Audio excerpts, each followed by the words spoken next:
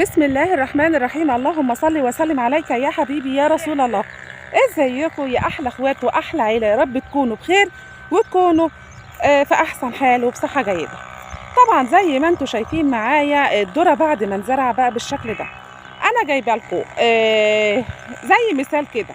الذره بعد ما انزرع وطلع والارض بتاعته اتملت بالحشائش بالشكل اللي انتم شايفينه ده. طبعا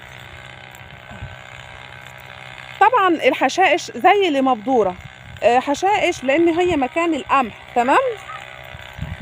فطلع فيه حشائش كتيره جدا بالشكل ده. وهنروح دلوقتي حالا برضو مع بعض على نفس ارض مزروعه، على ارض تانية مزروعه برضو نفس الزرعه، مزروعه ذره، بس لسه الذره بتاعها ما نبتش. يعني فيها ايه يا ترى يا ام اسامه؟ يلا مع بعض هنشوف الارض التانية دي فيها ايه.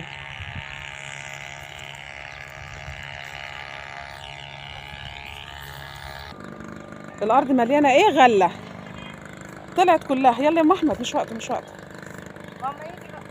لا روحي له هناك، ايه المشكله؟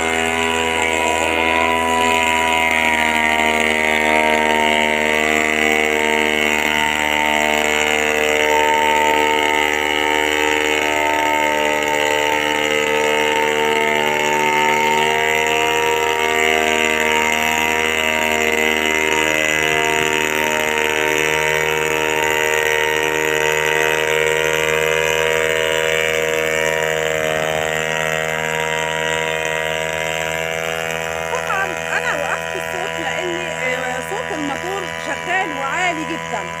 طبعا دي الارض الثانيه اللي انا قلت لكم عليها ان احنا هنروح ارض ثانيه برضو مزروعه نفس الزرع. الارض دي مزروعه زرعه الذره زي ما انتم شايفين لسه مرويه، ولكن احنا بنلحقها بالمبيد اللي هو ما يخليش الحشائش تطلع. يعني ايه؟ يعني بنقضي على الحشائش من قبل ما تطلع. زي ما انتم شايفين الارض بالشكل ده وبالطريقه دي ما فيهاش اي حشيشه طلعت، فاحنا لحقناها بعد الريه على طول علشان ما يطلعش فيها حشائش. وربما لازما كمان نهتم بزرعه الذره السنه دي عن السنه اللي فاتت. ليه يا ام اسامه؟ لان السنه اللي فاتت الذره جات له ندوه وكان في دوده، فده كان بيأثر، او الدوده كانت جايه اساسا في البرم لان هي كانت بتموت عود الذره خالص في النهايه. طبعا هو راح خد مره رايح وهو راجع تاني اهو.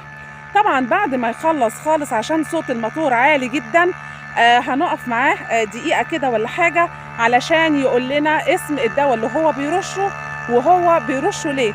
هل هو للحشائش أم هو للحفاظ على الذرة واهتمام ورعاية بيه من الأول علشان ما نقعش في نفس الورطة أو الكارثة اللي احنا وقعنا فيها وجت إصابة بالندوة في برعم زرعة الذرة السنة اللي فاتت.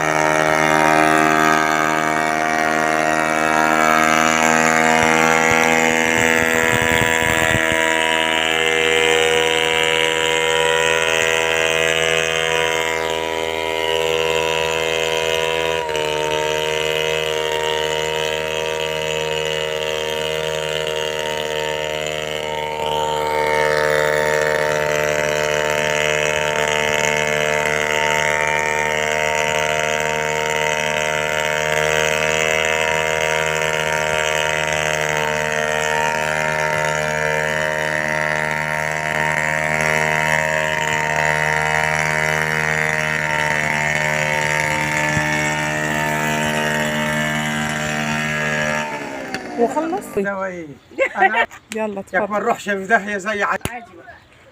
دلوقتي ده عم سلامة اللي كان بيرش دلوقتي زي ما شفتوا معايا. هو هيقول لنا اسم الدواء اللي هو كان بيستخدمه دلوقتي حالا في الرش ايه وبيستخدمه ليه.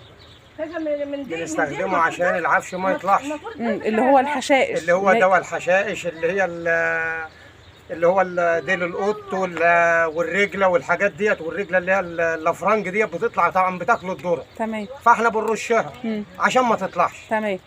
بيترش مثلا كل قد ايه ولا مره لا واحده؟ هي مره واحده في السنه. تمام. بعد الري ب3 ايام، يوم الثالث اخر النهار يترش، ولازما يترش وهو داخل على مبيت. يعني إيه عشان المفعول بتاعه أيوة. يشتغل. يعني داخل على مبيت، يعني اخر داخل النهار. على مبيت يعني قبل الليل بساعه مثلا. داخل على مبيت. تمام. لان طبعا لما يكون ما يخش على مبيت بيشتغل اكتر، المفعول بتاعه بيشتغل اكتر. كلام سليم. وهو داخل على مبيت بتبقى الارض رطبه. تمام. انما لو الشمس لحقته ايوه ما بتروح الماده بتاعته. طيب بالنسبه للتحضير بقى، انت بتحط قد ايه في كام لتر ميه ولا ازاي؟ التانك صفيحه وربع. تمام. صفيحه وربع. طبعا بنجيب نقول مثلا فيه مثلا 3 رشاشات، بيبقى مثلا له عبار 3 رشاشات كل تانك ماشي. معبيه بالجردل. ايوه. ليه كوز. ليه كوز كوز مبيد. كوز مبيد حشره. تمام. طيب بالنسبه بقى للرشاشه بتاعتك، يعني ايه مكوناتها او هي عامله ازاي؟ موتور صيني. موتور صيني. موتور صيني.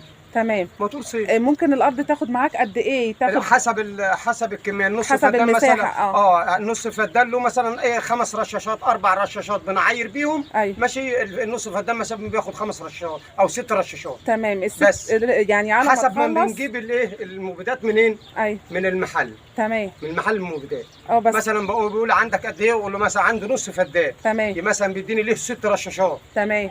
يعني هو اللي بيحدد المعيار اللي انت هترشه مثلا في الفدان او في الكام قيراط او في هو اللي بيحدد لي حسب المساحه. هو اللي بيحدد مش انت. هو اللي بيحدد لي. تمام. بيحدد مثلا نص فدان له 5 رشاشات. تمام. يبقى عاير انا 5 كيزان، كل موتور عليه كوز. تمام.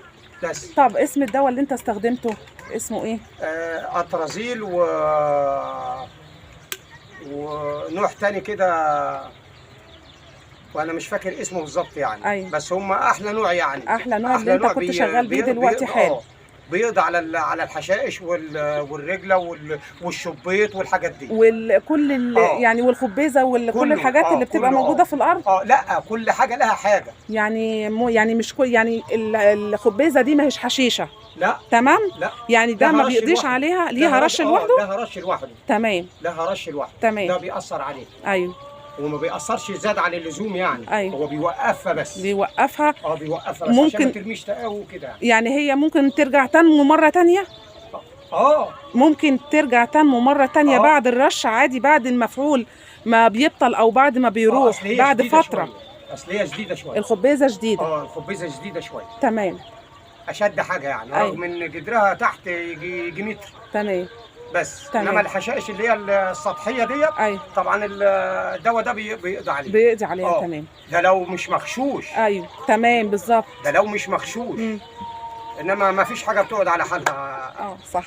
فنقول الحمد لله وربنا يطلعنا منها على خير يا رب. اللهم امين. طبعا احنا بنشكر عم سلامه على الاستضافه الجميله دي والمعلومات المفيده اللي هو قالها لنا. يا ريت ما تنسوناش باللايك واشتراك في قناه دربكه ولعبكه مع عم اسامه. والسلام عليكم ورحمه